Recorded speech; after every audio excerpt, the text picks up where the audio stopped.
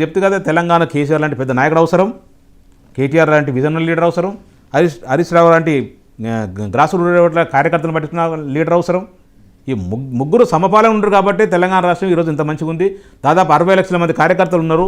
ఇప్పుడు కూడా అధికారం పోయినా కూడా చెల్లు చెదరలేదు ఎక్కడ కూడా. కార్యకర్త అదే పటిష్టంగా ఉన్నారు. అదే కేసీఆర్ మనం చూసినాక కేసీఆర్ గారు తెలంగాణ భవన్కి వస్తే అసలు తన ప్రాణాల మధ్య వదిలేడానికి సిద్ధంగా ఉన్నారు. అంత జనాలు అంత ఇష్టంతో ఉన్నారు కేసీఆర్ గారు అంటే, బీఆర్ఎస్ పార్టీ అంటే.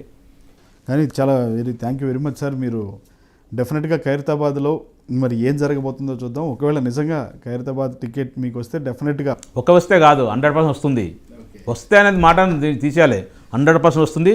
మా కేసీఆర్ గారు పూర్తి నమ్మకం ఉంది. ఆల్రెడీ చెప్పడం జరిగింది. కేసీఆర్ గారు నాకు టికెట్ ఇస్తాడు, దగ్గరుండి గెలిపిస్తాడు. కేసీఆర్ గారు దగ్గరుండి కేసీఆర్ గారు నన్ను గెలిపిస్తాడు.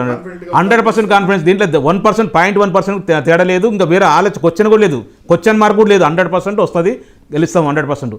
ఆయన రాజీనామా చేయడం లేదు. ఆగం నాగేందర్ గారు రాజీనామా చేయడం లేటు. ఆయన ఎప్పుడు చేస్తారని ఎదురు చూస్తున్నాం.